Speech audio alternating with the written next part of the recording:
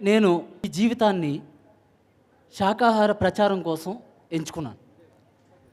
కేవలం శాకాహార ప్రచారం కోసం ఎంచుకున్నాను. ఎందుకంటే ఈ ప్రపంచంలో, ఈ భూమండలం మీద హింస ఒక్కటి లేకుండా ఉంటే చాలు. ఇంకేమున్నా మనిషి ఎలా జీవించినా ఓకే, మిగిలినంతా ఓకే.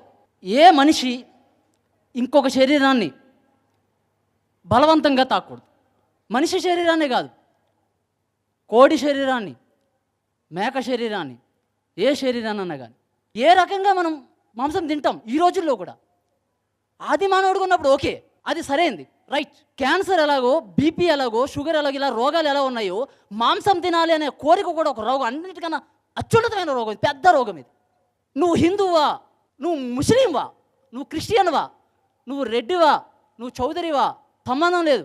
నువ్వు మనిషివి అయితే తక్షణమే, ఈ క్షణమే నువ్వు శాకాహారిగా మారాలి.